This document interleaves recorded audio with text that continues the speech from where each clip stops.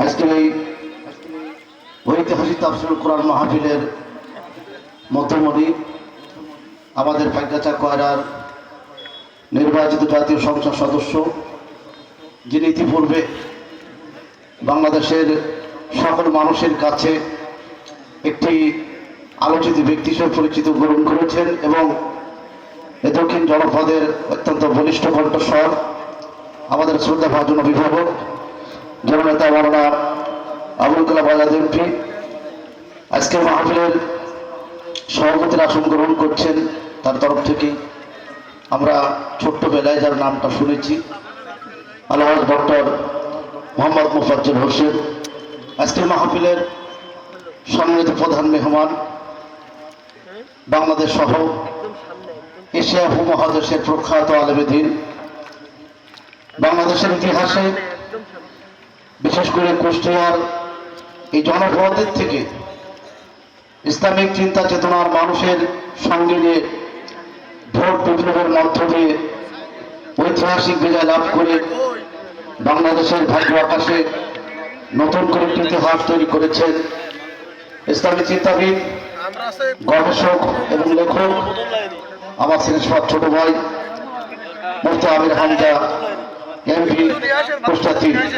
আজকে মাহফিলের সম্মানিত বিশেষ অতিথি, এই কয়রার অত্যন্ত জনপদের অত্যন্ত বিশেষ ব্যক্তি এবং ঢাকা বিশ্ববিদ্যালয়ের ডিন শ্রদ্ধাভাজন স্যার অধ্যাপক ডক্টর মোহাম্মদ মিজানুর রহমান আলোচনা পেশ করেছেন। বন্ধুবার হযরত মাওলানা মিজানুর রহমান সহ মাওলানা জাকারিয়া হোসেন সহ নেতৃবৃন্দ, প্রিন্সিপাল হুজুর সহ সকলকে আমি সালাম পেশ করছি। আসসালামু আলাইকুম ওয়া রাহমাতুল্লাহি ওয়া বারাকাতুহু।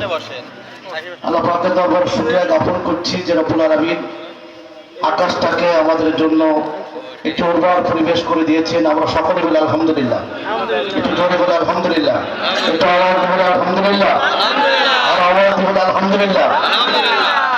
পাশাপাশি বিশ্বনবীর শানে দুরূদ ও সালাম পেশ করছি যে বিশ্বনবী মুহাম্মদ রাসূলুল্লাহ সাল্লাল্লাহু আলাইহি ওয়াসাল্লাম দোয়া করেছেন, আমরা তার দোয়া নিয়েই গতবারও এই মাদ্রাসার উদ্যোগে আমির হামজার আগমন ছিল, আজকেও আল্লাহর রহমতে তিনি আগমন করেছেন।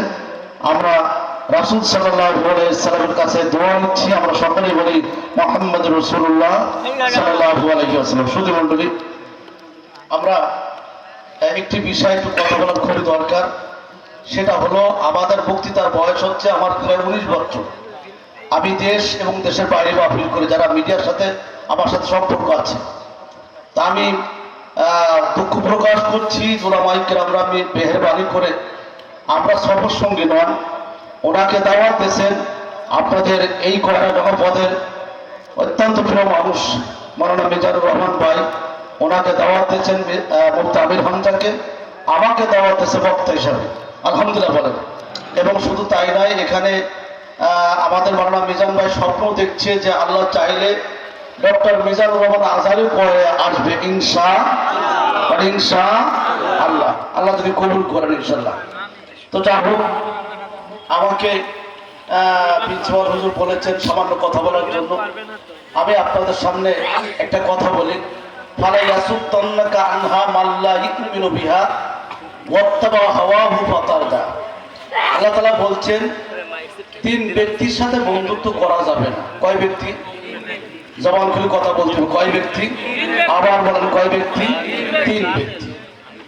যে ব্যক্তির সাথে আপনি ঘুরছেন, বেড়াচ্ছেন, বন্ধুত্ব তৈরি করছেন, তার সাথে আপনার জীবনের সন্ধিক্ষণে প্রত্যেকটা সিদ্ধান্তের জন্য যার পারমিশন নিচ্ছেন, যাকে বিচার সালিশ ব্যবস্থাপনায় যাকে রাখছেন, এই লোকটার সাথে ঘন্টাকে ঘন্টা আপনি সময় কাটাচ্ছেন, আড্ডা দিচ্ছেন, কিন্তু এই বন্ধুর সাথে বেড়াবার পরে একবার আল্লাহকে আল্লাহ বলে ডাকে না, যে তার মনটা চায় না কোন সময় মসজিদে আযান হয়, কোন সময় দিন কায়েমের কাফেলা উড়ান্ত বেগে চলছে, কোন সময় শহীদি কাফেলা আগামী দিনটা উর্বর দিন তৈরি করবে, কোন দিন আল্লাহর জন্য আল্লাহর দিন কায়েম করবে, এদের সাথে তারা সম্পর্ক নেই, এর সাথে বন্ধুত্ব হারাম। মানুষের সাথে বন্ধুত্ব করে কোনো লাভ হবে না। এটা এখন সমাজে আমরা ধরে নিচ্ছি পাবলিক, শুধু পাবলিক না, আমরা যারা মাদ্রাসায় পড়েছি, আমরা যারা ইউনিভার্সিটি বারান্দায় পা দিছি, আমাদেরও চরিত্র সচরাচর এরকম হয়ে গেছে। কথা বলেন না আপনারা? এটা হলো 1 নম্বর কথা। 2 নম্বর কথা হচ্ছে, আজকে আমার এমপি মহোদয় আছেন, উনি আমাদের পাইকাচা করে যে নির্লয়ভাবে সবাই দেখছে, রাত দিন পরিশ্রম করে যাচ্ছে, ওনারও বিচার সালিশে যাওয়া লাগে। আমরা ওনার সঙ্গে যতদূর গেছি বা আমরা যে বিচার সালিশে যাই, এটা হলো এমন জায়গা হয়, নেতা নির্বাচন করার সময়, ইমাম নির্বাচন করার সময় যখন 7টা পয়েন্ট দেখি, কথা বলেন না কেন আপনারা? আপনারা কি আমার কথা বুঝতে পারছেন? 7টা পয়েন্ট দেখি, তার ভিতরে 4টা পয়েন্ট হচ্ছে আল্লাযীনা ইম্মাক্কান্নাহুম ফিল আরদি আকামুস সালাহ ওয়া আতাউজ যাকাত ওয়া আমারু বিল মারুফ ওয়া নাহাউ আনিল মুনকার। এরপরে আরেকটা জিনিস দেখার খুবই প্রয়োজন, ওয়া কাদা রাব্বুকা আল্লা তা'বুদু ইল্লা ইয়্যাহু ওয়া বিল ওয়ালিদাইনি ইহসানা। ওয়া কাদা রাব্বুকা, তোমার রব, তোমার আল্লাহ সিদ্ধান্ত দিয়েছেন। জোরে বলুন, সিদ্ধান্ত দিয়েছেন কে? আল্লাহ। জবান খুলে কথা বলতে হবে, কয়রার জনপদের মানুষ, আপনাদের কথা বলতে হবে। সিদ্ধান্ত দিয়েছেন কে? আল্লাহ। এই সিদ্ধান্তের মালিক কে? আল্লাহ। আল্লাহ তাআলা সিদ্ধান্ত দিয়েছেন। ওয়া কাদা রাব্বুকা, তোমার রব, তোমার মালিক, তোমার খালিক চূড়ান্ত সিদ্ধান্ত গ্রহণ করেছে, এক আল্লাহ ছাড়া কারো গোলামি করতে পারবে না। আমরা গোলামি করবো কার? বড় বড় গোলামি করবো কার? আল্লাহ। এই গোলামি জীবন যাপন করার যদি প্রয়োজন হয়, নতুন করে আবার জেল খাটি রাজে আছি তো, হাত করে দেখান তো মুসলমান। আল্লাহর গোলামি করতে যে যেখানে বাধা, সেখানে প্রতিরোধ করতে আমরা রাজি আছি। কথা বলেন না কেন? কথা বলেন না কেন? আমরা আল্লাহর গোলামির ব্যাপারে কাউকে ছাড় দিতে রাজি না। ওয়া কাদা রাব্বুকা আল্লা তা'বুদু ইল্লা ইয়্যাহু ওয়া বিল ওয়ালিদাইনি ইহসানা। যেমন আমরা লক্ষ্য করি যে আমরা যার পিছনে নামাজ পড়বো, সেই ইমাম মা বাবারে খাতি দেয় কিনা, মা বাবারা দেখাশোনা করে কিনা। কিন্তু আপনি যাকে নির্বাচিত করবেন, আগে তো আপনি যাকে ভোট দেবেন, এই লোকটা যদি মা বাবারে খাতি না দেয়, একে ভোট দেওয়াকে যায় যাচ্ছে, করে আল্লাহর সাথে যার সম্পর্ক নেই, তাকে ভোট দেওয়া যাবে না, রোট দেওয়া যাবে না, তার পক্ষে দেওয়া যাবে না। আপনারা কি রাজি আছেন? এই ক্ষেত্রে মেম্বার হোক, চেয়ারম্যান হোক, এমপি হোক, আপনাকে মাথায় রাখতে হবে। আমি গর্বিত মনে করি, আমি যাকে ভোট দিয়েছি উনি আমার ইমামতি করে, আমি ওনার মুসাল্লি, আলহামদুলিল্লাহ। এটা আমার জন্য জানা যে আমি যাকে ভোট দিচ্ছি উনি আমার ইমাম, এটা আমার জন্য যথেষ্ট। আপনারা কি কষ্ট পাচ্ছেন নাকি কথাটা? হ্যাঁ, তাফসীর মাহফিল, কিন্তু আমার এমপি মহোদয় আছেন, আমি ছোট্ট করে কথা বলছি। তাহলে আপনি যাকে নির্বাচিত করবেন, তাকে যেমন 1 নম্বর হচ্ছে নামাজ কায়েম করতে হবে, 2 নম্বর আকামুস সালাহ ওয়া আতাউজ যাকাত, যাকাত প্রদান অবশ্যই করতে হবে। কথা ঠিক কিনা বলেন? যাকাত ভিত্তিক অর্থ ব্যবস্থা নিয়ে কিছু পাগল ছাগল, কিছু পাগলি আবার আবার বকা শুরু করেছে, ও নিজেই জাহান্নামে চলে যাবে। কথা বলেন না কেন? পাগলদের এখন আর টাইম নাই, ওদিন চলে গেছে গা, ওদিন আর ফিরে আসবে না। পাগলামি করবা, ধ্বংস হয়ে যাবে। কথা বলেন না কেন? কোরআন নামক আগুনে হাত দিও না, কোরআন নামক আগুনে হাত দিও না। এরপরে আপনার এই মাদ্রাসা আল্লামা রুহুল আমিন রহমতুল্লাহের স্মৃতি বিজড়িত এই মাদ্রাসা,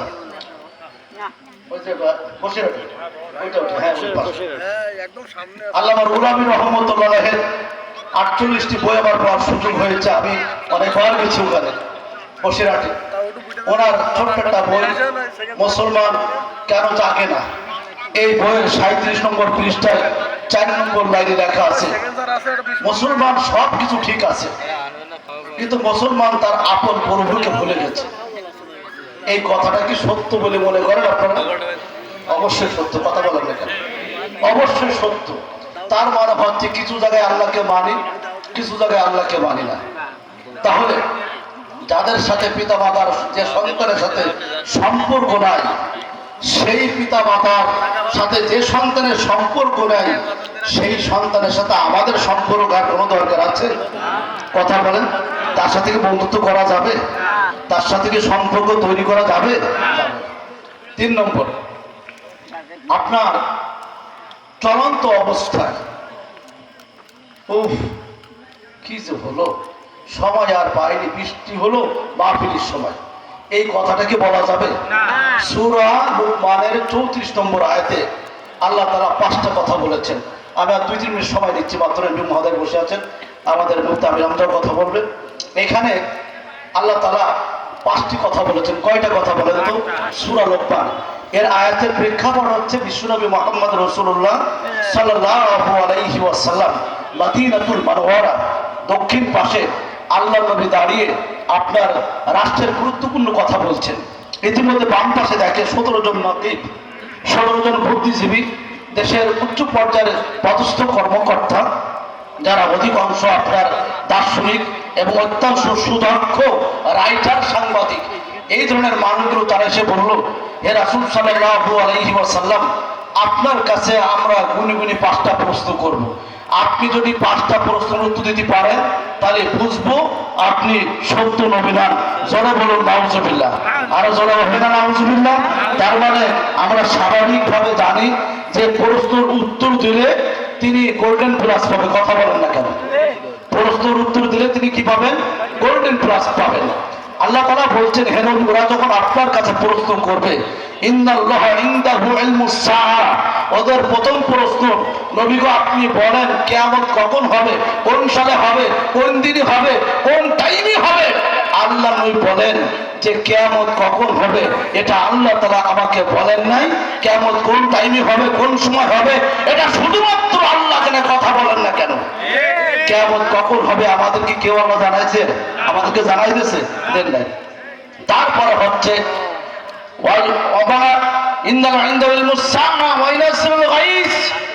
হে রাসূল আপনি বলেন কোন দিন আল্লাহ তাআলা বৃষ্টি নাযিল করবে। সব জায়গায় বৃষ্টি, আমরা পাইকাছার থেকে মোটরসাইকেলে ভিজতে ভিজতে আসছি। আল্লাহ তাআলা কাল্লা এই মহিলা আলেম মাদ্রাসার ময়দানটাকে বৃষ্টি মুক্ত করেছেন, আলহামদুলিল্লাহ বলেন। বৃষ্টির সাথে মানুষের ভাগ্যের কোনো সম্পর্ক? কথা বলে না, সম্পর্ক আছে? সম্পর্ক আছে। 3 নম্বর হচ্ছে কোন মায়ের উদরে, কোন মায়ের পেটে কোন সন্তান হবে। বিজ্ঞান আবিষ্কার করেছে একটা সন্তানের বয়স যখন 10 মাস হয়, ওই বিজ্ঞান আবিষ্কার করে, মেডিকেল সায়েন্স আবিষ্কার করে দেখতে পেয়েছে যে ও পুরুষ হবে কি মেয়ে হবে। কিন্তু বিজ্ঞান আবিষ্কার করে এখনো পর্যন্ত টের পায় নাই। ও তো পুরুষ মহিলা বাদে আর একটা হিজলা আছে না? কথা বলেন না কেন? আজও পর্যন্ত কোন ডাক্তারকে বলেছে এই মহিলার গর্ভে একটা হিজলা সন্তান জন্মগ্রহণ করবে? অথবা কোন ডাক্তারকে বলেছে এই মহিলার পেটে পরিষ্কার অস্ট্রেলিয়ান কালারের একার সাদা ধবধবি একটা ছেলে বা মেয়ে হবে? কথা বলেন না কেন? অথবা কখনো বলেছে নাইজেরিয়ান কালার, কালো মানিকের মতন কালো ধবধবি কালো কীট কালো একটা ছেলে বা মেয়ে হবে? ডাক্তারকে আবিষ্কার করতে পেরেছে? কথা বলেন, কথা বলেন, পারে নাই। এভাবে আপনার আমার সময় শেষ। আপনাদের কাছে দাবি হলো, আসুন যে যেখানে আছেন সবাই চলে আসেন। আজকের মন খুলে আমরা তাফসীর মাহফিল শুনবো ইনশাআল্লাহ। আল্লাহ তাআলার কাছে আপনাদের সুস্বাস্থ্য কামনা করছি। আমার এমপি মহোদয়কে ধন্যবাদ দিচ্ছি। পাইকাচা কয়রাবাসীর পক্ষ থেকে উনি বারবার যেভাবে অত্যন্ত কঠিন সাধনা করে যাচ্ছে, আমাদের স্বপ্ন উনি আবার নতুন করে সুন্দরবন জেলার জন্য বাস্তবায়ন করার জন্য কাজ করে যাচ্ছেন, আরো করবেন এই আশীর্বাদ ব্যক্ত করে আমি আমার বক্তব্য এখানে শেষ করছি। ওয়া মা তাওফীকুল্লাহ বিল্লাহ। আসসালামু আলাইকুম।